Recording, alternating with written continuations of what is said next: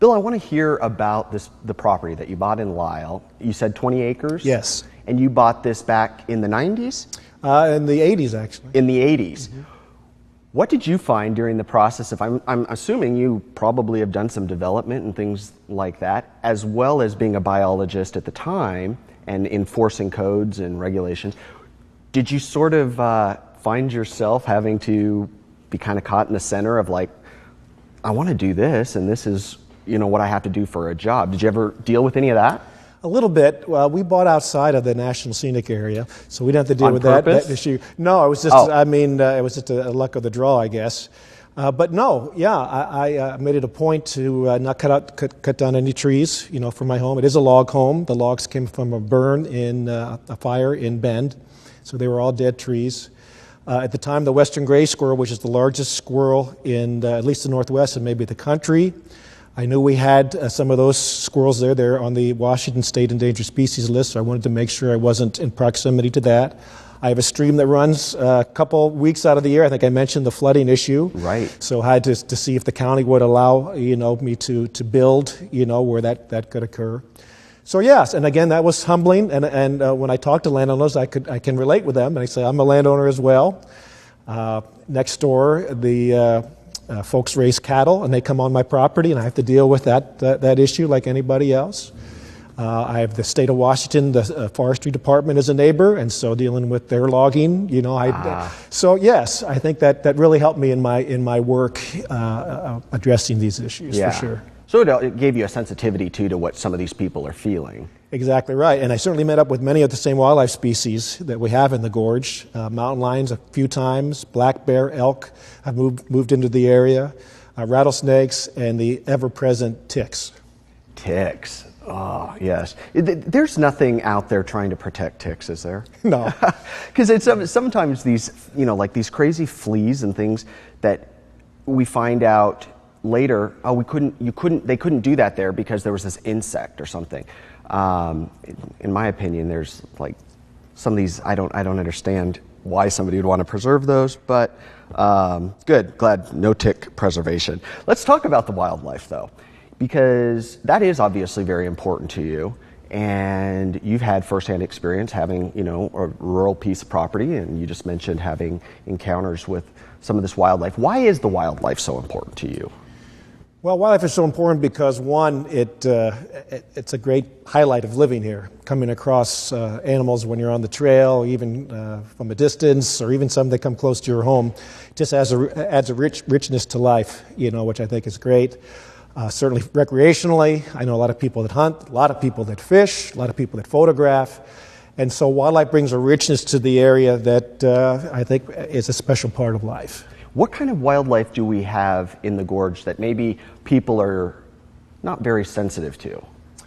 Well, certainly you have to be very sensitive to bear and mountain lions.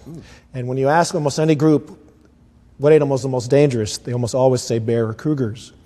And that really is not the case. We've been very fortunate in the gorge to have very few, if any, bear attacks. Mountain lions, knock on wood, they've had some problems in California, but also in the gorge we've been very lucky to avoid those type of encounters. Now, we've had problems with the cougars eating livestock and pets, so that's significant if you're a landowner there. But so far, so good, and I think that it's very important that people know what to do when encountering these types of large carnivores. And the first thing is never run. A bear can run as fast as a horse for short distances. If we were to have a race to Safeway, and I'd have a mountain lion here on a leash, and you and I were racing, and we were about 10 feet from the store, and I released the lion, the lion could basically beat us to the store. They're that fast.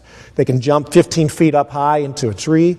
Ooh. So just backing away slowly, making yourself large, making a lot of noise, giving them space, is really important. I used to get phone calls from people saying they had mountain lions outside the door and what to do. They wouldn't have their children go outside. And I tell them that male mountain lions go 1,000 miles a year in their travels. And so the mountain lion that's at your house today will probably not be there tomorrow. With bears, it's the same thing. Bears usually run away from you when they see you. We have no grizzly bears here, even though sometimes we have bears that are cinnamon in color, but they're still black bears. And just common sense, I got a call from a guy 2 weeks ago. This is, Bill, what do I do? There's a bear hanging out at my house. This is what happened. Well, he left his dog food in a trash can in his shed, and the bear got to it, picked it up, and dumped it into a patch of poison oak. And he has young kids, and so that type of situation then becomes a little more dicey, and so a little bit of caution, not feeding animals ever.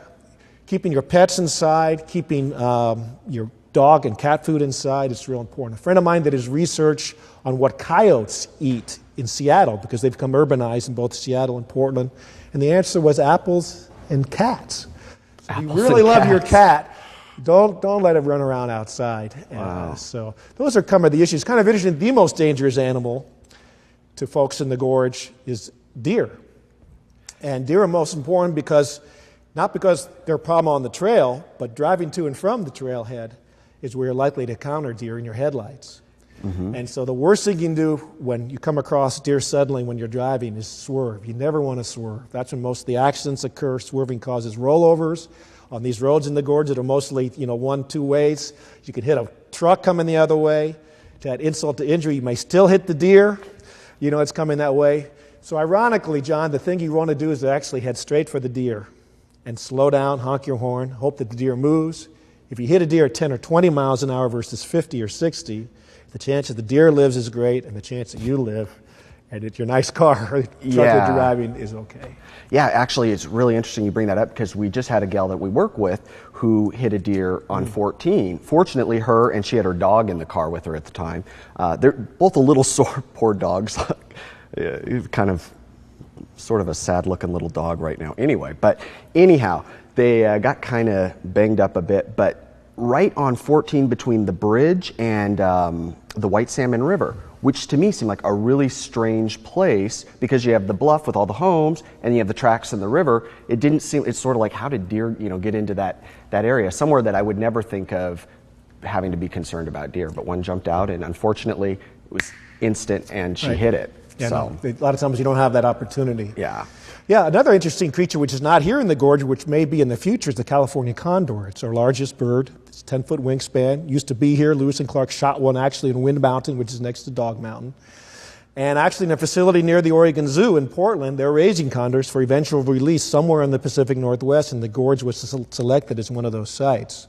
Now, we have to be a little bit worried about wind turbines that are in the eastern part of the gorge, but the biggest concern, and the reason they haven't been released in the Northwest, is lead poisoning. Lead comes from bullets, unfortunately, and hopefully someday we can work out an agreement with the sportsmen so they don't use that lead shot. They can use copper, I think, is available. And so someday, in that near future, we may see a bird with a 10-foot wingspan in our soaring area, around. Which would really be That'd be pretty cool. Be very nice. Well, good. Let's talk about some of that and more when we come back. We'll be right back.